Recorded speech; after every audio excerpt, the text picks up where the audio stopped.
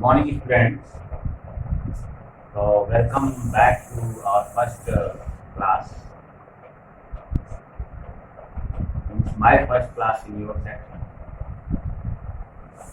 And today I am starting the very first chapter of Unit 3rd. Yesterday I have informed you that I will teach you Unit 3rd of your class 11 biology syllabus.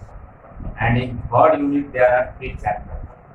The first one is fundamental unit of life or basic unit of life, that is cell structure and function. Second chapter is cell division and cell cycle, and third chapter is biomolecule. So today I am starting fundamental or basic unit of life, that is cell. Students, you are aware about the term cell because this term you have studied in class 9 also. This topic, cell chapter, you have studied in class 9. So we will discuss it in detail in this class 11. Little bit class 11 syllabus about cell is little bit more detailed. So first of all, students, you all know that this planet Earth is basically made up of two types of matters.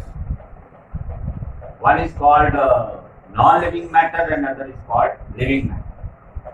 So we can say that there are two types of things or materials present on this planet Earth. One is living thing or living materials, and non-living things or non-living materials. You know the difference between living and non-living. That living things, they have life, whereas non-living things are lifeless. Living things can grow, living things can respire, living things can reproduce, living things can perform metabolism. On the other hand, non-living things, they cannot respire, neither they can perform metabolism, neither they can reproduce by themselves.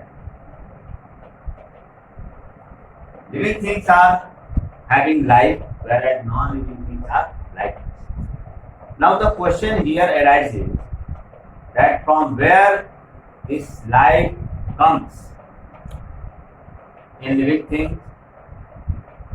So it is universal truth, and it is biologically proved that all living things, they are made up of life-giving substance, and that life-giving substance is called cell.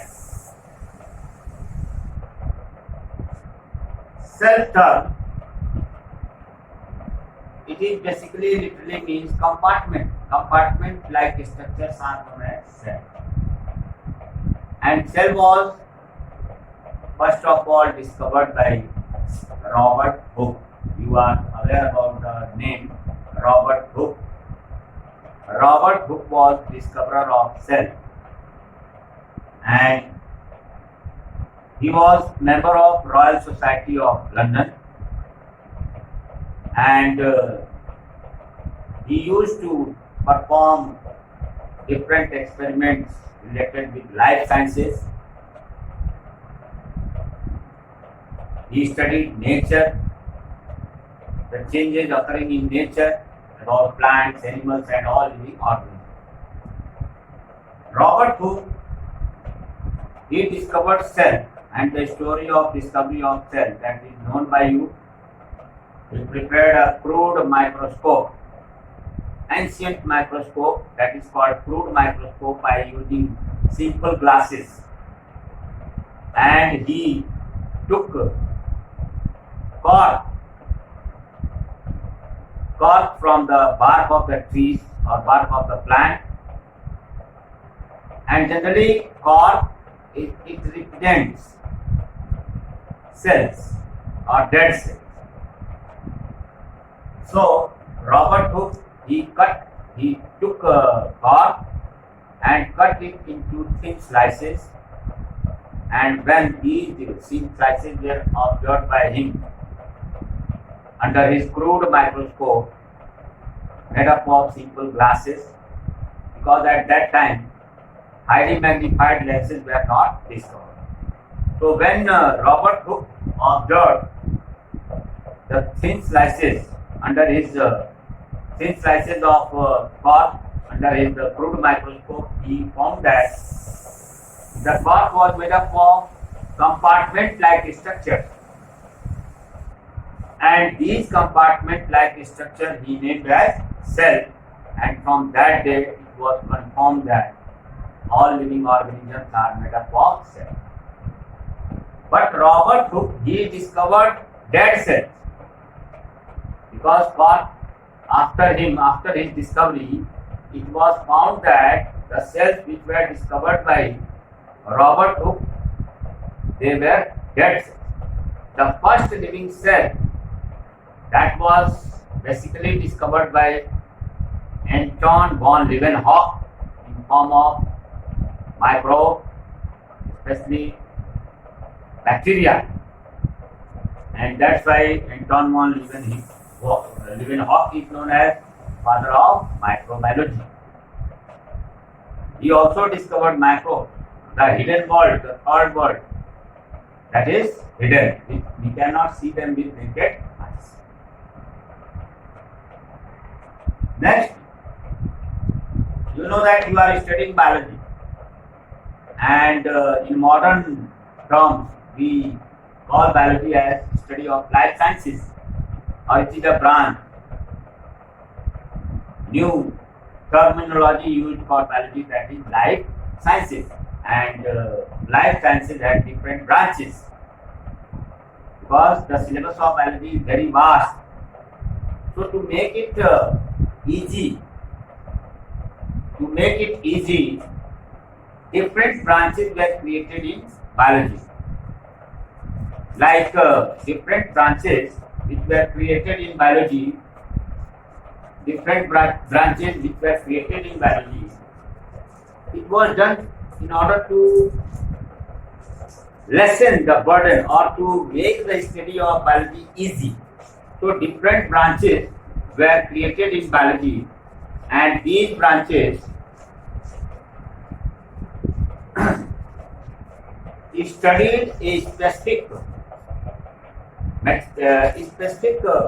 you can say specific matter.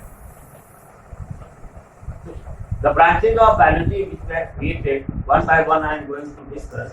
Here I have introduced the term psychology. Psychology means the study of self.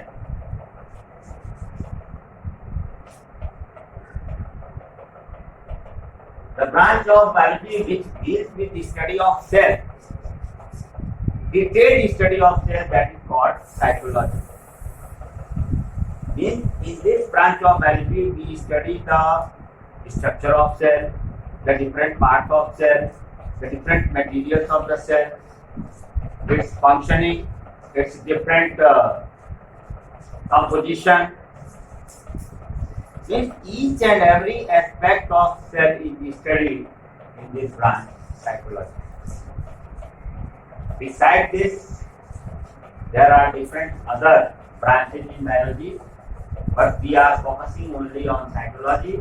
Psychology is a branch of biology which deals with the study of detailed structure and function of cells.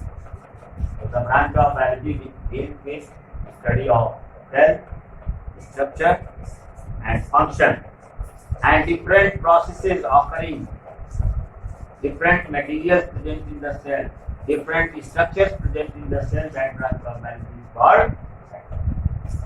So students, I am informing one more thing, that whatever lectures I am providing you, in the same manner you will write your notes in notebook, and you will prepare separate notebook for biology. Ma'am is also taking class, so you make a separate notebook for ma'am's chapter and separate notebook for mine. Other things we will discuss in detail on next term, that is Thursday, Friday and Saturday. Okay, good day student.